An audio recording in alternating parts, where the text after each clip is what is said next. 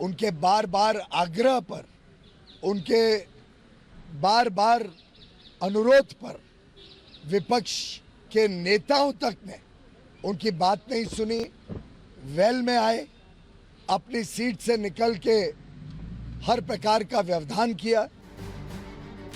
सोमवार को सस्पेंड होने वाले सांसदों में अधीर रंजन चौधरी जैसे वरिष्ठ सांसद के साथ कई विपक्षी सांसद शामिल हैं। अगर लोकसभा की बात करें तो सोमवार को कांग्रेस के 11 सांसद, टीएमसी के 9 सांसद, डीएमके के 9 सांसद, आईयूएमएल के 2 सांसद, आरएसपी के 1 सांसद, जेडीयू से 1 सांसद, कुल 33 सांसद निलंबित किए गए। वहीं अगर राज्यसभा की बात करें तो कांग्रेस के 17, टीएमसी के 7, डीएमके के 5, सीपीआईएम के 3, जेडीयू के 3, आरजेडी से 2, सीपीआई से 2, एसपी से 2, एनसीपी के 1, जेएमएम के 1, केरला कांग्रेस के 1, अन्य 1, कुल 45 सांसद सस्पेंड किए गए।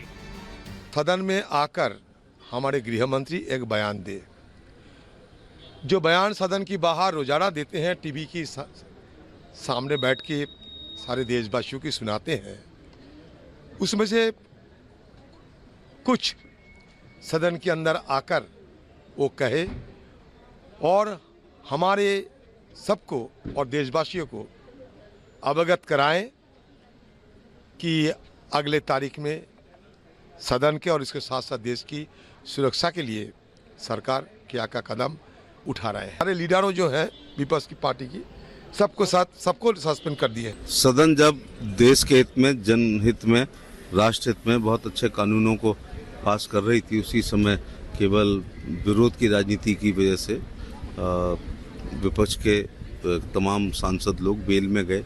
आज तो यह हद हो गई कि स्पीकर साहब की चेयर के बगल में बराबर पैरेलल खड़े हुए हैं और एक पैरेलल आईज और नोज करके अपनी खुद की पैरेलल एक संसद को चलाने का प्रयास किया है। ये देश संविधान और कानून से चलेगा। संसद से निलंबित सांसदों ने संसद परिसर में सरकार के खिलाफ मोर्चा खोल दिया। संसद में विपक्ष के हंगामे और विपक्षी सांसदों के निलंबन के बीच एनडीए गठबंधन एक बार फिर एक्शन में है। आज एनडीए गठबंधन के नेता बैठक करेंगे। मोदी सरकार का ना प्रजातांत्रिक परंपराओं में विश्वास है, ना भारत के संविधान में। मोदी सरकार अहंकार से चूर है। हम जनमत के आगे सर झुकाते हैं, पर जनमत का मतलब तानाशाही नहीं हो सकता। अगर विपक्ष मुक्त सांसद चाहिए तो फिर भाजपा के कार्यालय में ही बैठक कर लिया करें और देश के एजेंडे का निर्णय कर दें। 543 में 60-65 लोग सस्पेंड किए जा रहे हैं और बाकी जो बचे हुए लगभग 450 से ज्यादा सांसद हैं, वो राहत की सांस लिए, क्योंकि हमारा राइट है। हम अपने लोकसभा का सवाल पूछने के लिए संसद में आते हैं।